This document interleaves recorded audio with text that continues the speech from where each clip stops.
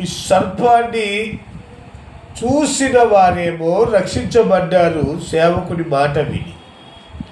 చూడకుండా లేకపోతే సేవకుని మాట వినకుండా అటు ఇటు దిక్కులు చూస్తా ఆయన చెప్పినప్పుడు ఆయన మాట లక్ష్య పెట్టని వాళ్ళు చనిపోతున్నారు. అది ఆ రోజుల్లో జరిగినటువంటి ఒక సంఘటన. అయితే ఈ రోజులలో యేసు ప్రభువు సశరీరుడిగా ఈ భూలోకములో సంచరించేటప్పుడు కొన్ని మాటలు రాశారు. ఆయన గలిలయ ప్రాంతంలో సంచరించాడు. ఈ భూలోకంలో సంచరించుతున్నప్పుడు ఆయన మొట్టమొదటిగా గలిలయ ప్రాంతంలో సంచరించాడని బైబిల్లో రాయబడి ఉంది. గలిలయ ప్రాంతంలో ఎందుకు సంచరించాలి? బాగా ఆలోచన చేయండి. ప్రపంచంలో ఎన్నో ప్రదేశాలు, ఎన్నో పరిస్థితులు, ఎన్నో తెగలు ఉన్న జనాలు ఉన్నారు. అయితే యేసయ్య ఈ యూదయ సమరయ దేశాలలో సంచరిస్తూ ఈ గలిలయ దేశానికి వచ్చాడు అని రాయబడి ఉంది. చదవండి అన్నమాట ఒకసారి. మత్తయి సువార్త 4వ అధ్యాయము 12వ వాక్యములో ఉంటుంది. చెరపట్టబడినని యేసు విని గలిలయకు తిరిగి వెళ్ళి నజరేతు విడిచి జెబూలూను నఫ్తాలియును దేశములో ప్రాంతములలో సముద్ర తీరమున కపెర్నహూమునకు వచ్చి కాపురముండెను. జెబూలూను దేశమును నఫ్తాలి దేశమును యోర్దాను కావలనున్న సముద్ర తీరమున అన్యజనులు నివసించు గలిలయయు చీకటిలో కూర్చుండు మనుషులకు గొప్ప వెలుగు చూచిరి. ఈ గలిలయలో ఉన్నటువంటి ప్రజలు చీకటిలో ఉన్నారు అని చెప్తున్నారు. ఈ గలిలయ ప్రాంతానికే దేవుడు ఏర్పాటు చేసుకొని ఎందుకు వెళుతున్నాడు అని అంటే, ఈ గలిలయ ప్రాంతములో ఉన్నటువంటి జనులు గాఢాంధకారమైన చీకటిలో ఉన్నారు. మనకి ఏదీ తెలియదు. కారణం ఏంటంటే వాళ్ళు చీకటిలో ఉన్నారు. చీకటిలో ఉన్న మనుషులకు ఏమీ కనపడదు. వాళ్ళకు మంచి తెలియదు, చెడు కూడా తెలియదు. చీకటిలో ఉన్నారు. ఎక్కడ గుంట ఉందో, ఎక్కడ బిట్ట ఉందో, ఎక్కడ కాలు పెడితే తొసికి కింద పడిపోతామో, ఎక్కడ రాయి ఉందో తెలియని ప్రదేశం. చీకటిలో ఉన్నారు అని రాయబడింది. ఈ గలిలయ ప్రాంత వాసులు భయంకరమైన పాపములో ఉన్నారు, భయంకరమైన శాపములో ఉన్నారు, భయంకరమైన పరిస్థితులలో ఉన్నారు. వారికి త్రోవ చూపే వారే లేరు. ఆ భయంకరమైన మరణకరమైనటువంటి వ్యాధిలో ఆ అన్య జనాంగము కొట్టుమిట్టాడుతూ ఉంటే యేసయ్య ప్రేమ ఆ గలిలీయుల దగ్గరికి వెళ్ళిపోయింది. బాగా గమనించండి. మోషే కేక వేసినప్పుడు ఆయన మాట విని సర్పాన్ని చూసిన వారైతేనేమో ప్రాణాలతో రక్షించబడ్డారు. మరి ఆ కేకే వినపడని ప్రదేశములో సేవకులు వెళ్ళి చెప్పలేనటువంటి ప్రదేశములలో మరణాంధకారమైన చీకటిలో ఈ జనాలు మ్రగ్గిపోతూ ఉన్నారు. రక్షణ అంటే తెలియదు, బాబు మనసు అంటే తెలియదు, బాప్తిస్మం అంటే తెలియదు. అలాంటి పరిస్థితులు ఈ గలిలయ ప్రాంత వాసులు, వాళ్ళకు తెలిసింది ఒకటే, చేపలు పట్టుకోవటము, శుభ్రంగా తింటాం. చేపలు పట్టుకోవటము, పండగ రోజు తింటాం, పండగ రోజు ఫస్ట్ ఉండటం. ఇంతకు తప్ప వాళ్లకు వేరే ఆలోచనే లేదు. వేరే జ్ఞానమే లేదు, వేరే తలంపే లేదు. అయితే యేసయ్య ప్రేమ వాళ్ళను వెతుక్కుంటూ గలిలయ ప్రాంతానికి వెళ్ళింది. ఎందుకు ఈ గలిలయ ప్రాంతానికే దేవుని ప్రేమ వెళ్ళాలి? వేరే చోటికి వెళ్ళొచ్చు కదా, ఎన్నో ప్రదేశాలు ఉన్నాయి కదా, ఏ ప్రదేశానికైనా వెళ్ళొచ్చు కదా అంటే ఈ గలిలయ ప్రాంతంలో ఉన్న వాళ్ళకంట విశ్వాసం అనేది వాళ్ళు గుర్తుపడితే ఇక దాన్ని వదిలిపెట్టేటువంటి స్వభావం లేని మనుషులంట. ఈ గలిలయ ప్రాంతాన్ని దేవుడు ఎందుకు ఏర్పాటు చేసుకున్నాడయ్యా అంటే, ఆ మాట చదవండి ఒకసారి. మార్కు సువార్త 1వ అధ్యాయము 39వ వాక్యంలో ఉంటుంది. మార్కు సువార్త 1వ అధ్యాయము 39వ వాక్యంలో ఉంటుంది ఒక మాట. ఆయన గలిలయ ఎదుట వారి సమాజ మందిరములలో ప్రకటించుచు దయ్యములను వెళ్ళగొట్టుచుండెను. ఒక కుష్ఠిరోగి ఆయన యొద్దకు వచ్చి ఆయన ఎదుట మోకాళ్ళుని నీకిష్టమైతే నన్ను శుద్ధినిగా చేయగలవని ఆయనతో చెప్పి ఆయనను వేడుకొనగా, వాళ్ళకేముందయ్యా అంటే వేడుకునే స్వభావం ఉంది. వాళ్ళకి ఏముందయ్యా అంటే దేవుడి యొక్క మాట వింటే వారు బాగుపడతాము అనేటువంటి స్వభావం ఉంది. ఎందుకంటే వాళ్ళు చీకట్లో ఉన్నారు కదండి, వాళ్ళకు ఏ వెలుగు తెలియదు, ఏ పరిశుద్ధత తెలియదు, ఏ పవిత్రత లేదు. కుష్ఠరోగులుగా ఉన్నారు, దయ్యాలు బట్టి ఉన్నారు. వారి పరిస్థితి అంతా సాతాను కబంధ హస్తాల్లో మ్రగ్గిపోతున్న జనాలుగా ఉన్నారు. అక్కడ రాయబడ్డ మాట అదే. దయ్యాలు వెళ్ళగొడుతున్నాడు. ఇంకా రకరకాల పరిస్థితులు ఉంటాయి. కిందికి మీరు చదువుకుంటా పోతే ఒకరికి పక్షవాయువు రోగం, ఆడ ఉన్న పాపులందరితో నిండిపోయింది. ఆ ఇల్లంతా కిక్కిరించిపోతుంది, తొలగదీయటానికి సొందు లేదు. ఎందుకంటే పాపము ఆ ప్రాంతంలో అంత బలంగా ఉంది. ఆ పాపము ఆ ప్రాంతంలో అంత బలంగా ఉంది కనుక అక్కడికి ఎవ్వరు వెళ్ళరు. మన ప్రపంచంలో ఒక దేశం ఉంది, దీంట్లో చూస్తుంటే చెప్పాను, అక్కడికి వెళ్ళాలంటే టూరిస్టులు కూడా భయపడిపోతారంట. అక్కడ భయంకరమైన నేరాలు జరుగుతాయి. కొత్త మనిషి ఎవరైనా కనపడితే ఏ విధం చేతైనా దగ్గర లాక్కొని వెళ్ళిపోతారు. మర్యాదకి ఇస్తే లాక్కుపోతారు, అవసరమైతే చంపేస్తారు. అందుకని ఆ ప్రాంతానికి టూరిస్టులు కూడా ఎవరు వెళ్ళరు అని చెప్తుంటే విన్నాను. టూరిస్టులు కూడా ఎవరు వెళ్ళరు, ఎందుకంటే అది భయంకరమైన ప్రాంతము. అక్కడికి వెళితే దోచుకుంటారు, అక్కడికి వెళితే చంపేస్తారు, అక్కడికి వెళితే క్షేమంగా తిరిగి వస్తామన్న నమ్మకం లేదు, అక్కడికి వెళితే జాగ్రత్తగా ఇల్లు చేస్తామన్న గ్యారెంటీ లేదు. అలాంటి భయంకరమైన ప్రదేశము ఆ ప్రదేశం. అలాగే ఈ గలిలయ ప్రాంతంలో దయ్యాలు బట్టి నోళ్ళు, పక్షవాయువు గల వాళ్ళు, కుష్టు వ్యాధి గల వాళ్ళు, భయంకరమైన రోగగ్రస్తులందరూ ఈ గలిలయ ప్రాంతంలోనే మనకు కనపడతారు. దాన్ని చూసిన యేసు ప్రభు ప్రేమ ఆ గలిలయ ప్రాంతానికి వెళ్ళి దయ్యాలను వెళ్ళగొడుతున్నాడు, కుష్టు వ్యాధిగ్రస్తులను శుద్ధులు చేస్తున్నాడు. అనేక విధాలుగా ఆ గలిలయ ప్రాంతంలో ఉన్నటువంటి ఆ పరిస్థితులన్నిటినీ యేసు ప్రభువుల వారు తొలగిస్తూ ఉన్నాడు. కారణము వారు చీకటిలో ఉన్నారు. ఆ చీకటిలో ఉన్న వారికి యేసయ్య వెలుగు ప్రకాశించింది. మన జీవితాలలో కూడా వెలుగు ప్రకాశించాలంటే మనం ఏం చేయాలయ్యా అంటే, మొదటిగా మనం చీకట్లో ఉన్నామని గుర్తుపట్టాలి.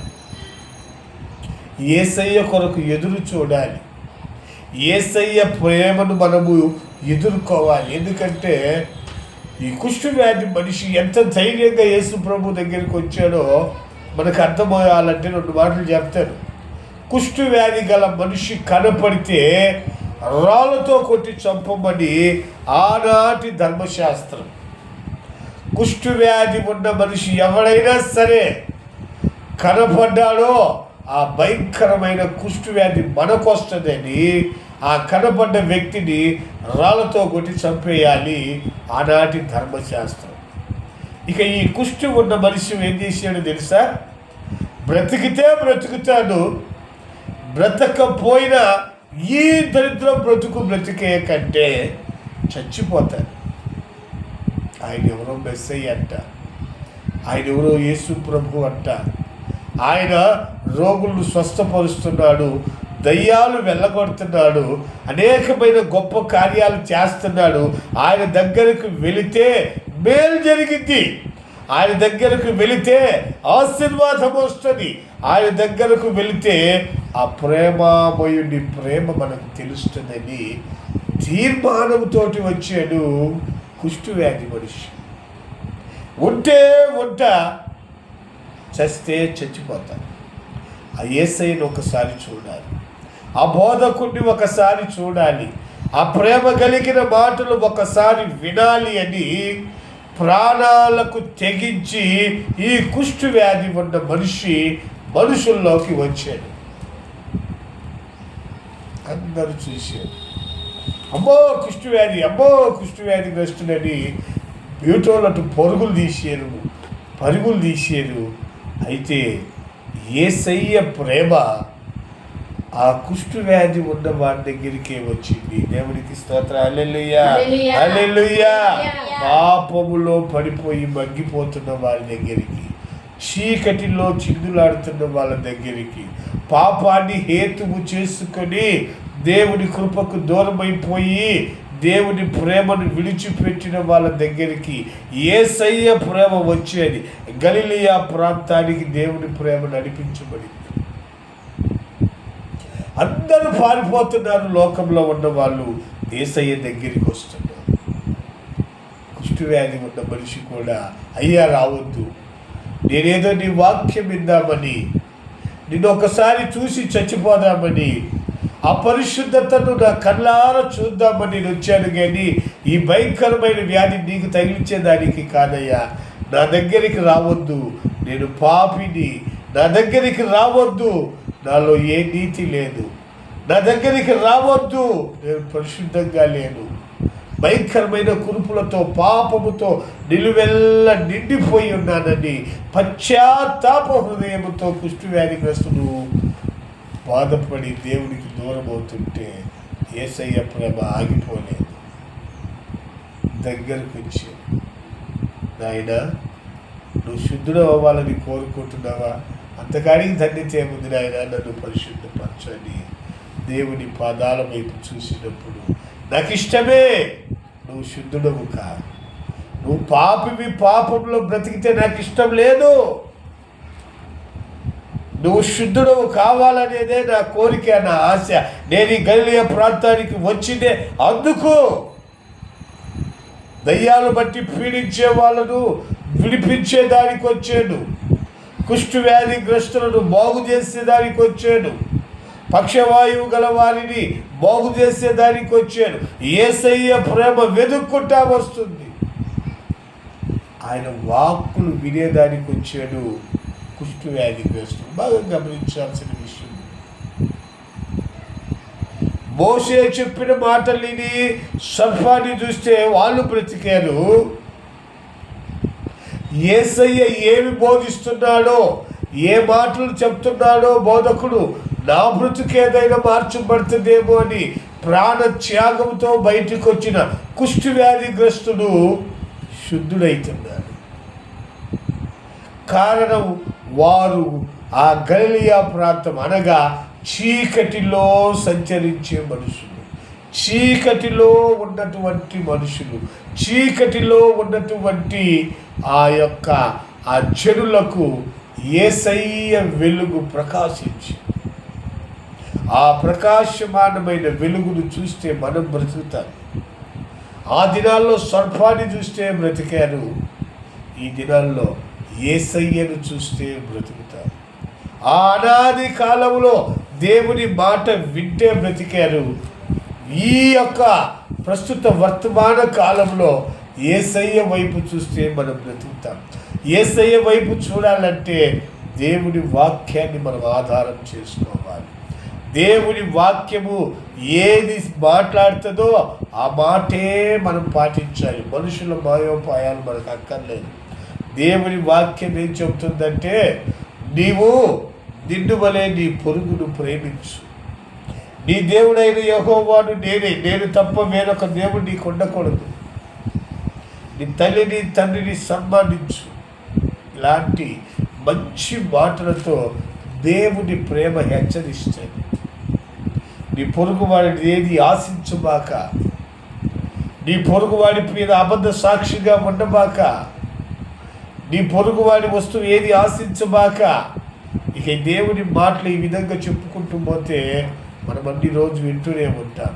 అయితే యేసయ్య ప్రేమ చీకటిలో ఉన్న వారికి వెలుగునిచ్చేదానికి వచ్చింది. అందుకే యెషయా గ్రంథకర్త అంటాడు 60 వాక్యము 60వ అధ్యాయము 61, లెమ్ము తేజరిల్లుము, నీకు వెలుగు వచ్చింది. బాగా గమనించాలి. వెలుగు రావటానికి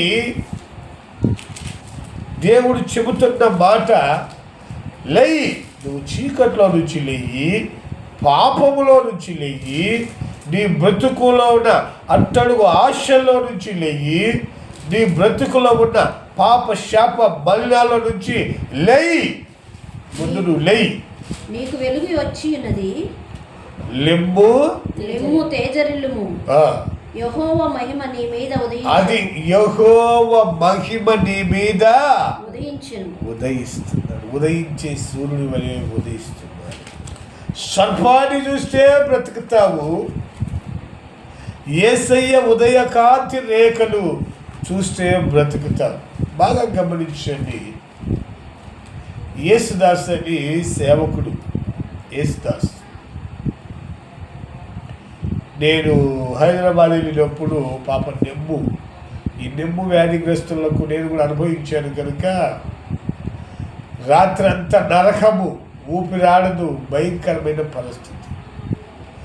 వేవేకువ తెల్లవారుజామున సూర్యుడు ఉదయించేటువంటి ఆ సమయాల్లో ఈ నెమ్ము ఉన్న వాళ్ళకు ఎంతో ఆనందం, ఎంతో ఊరట, ఎంతో ఒక వెసలుబాటు జీవితం. అందుకే ఆయన పాట రాస్తున్నప్పుడు, నీతి సూర్యుడు ఉదయించు వేళ ఇలలో ఆనందమే, నీతి సూర్యుడు ఉదయించు వేళ ఇలలో ఆనందమే, సూర్యోదయము కోసమే వేచియున్నాను, సూర్యోదయము కోసమే వేచియున్నాను, యేసయ్య రావా కొనిపోవనన్ను, యేసయ్య రావా కొనిపోవనన్ను, నీవే నాకు ఇలలో, నీవే నాకు నా విశ్వాసము, యాత్ర కొనసాగుచున్నది, నా విశ్వాసము యాత్ర కొనసాగుచున్నది. దేవునికి స్తోత్రం, హల్లెలూయా. ఆ వెలుగు కోసము, ఆ ఉదయకాలపు ఆ వెలుగు కిరణాల కోసము ఈ వ్యాధిగ్రస్తులు ఎంతగానో ఎదురు చూస్తారు. అదే రీతిగా యేసయ్య ప్రేమ కోసం, ఆ యేసు ప్రభువు వెలుగు కోసము ఆ గలిలయ ప్రాంతము చీకటిలో సంచరించే జనులు ఎంతగానో ఎదురు చూసి అంటారు.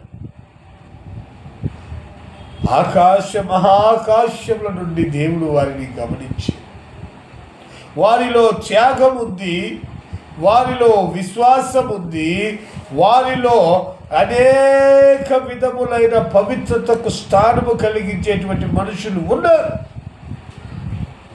కుష్ఠువారిలో ప్రాణం విడిచేంత త్యాగం,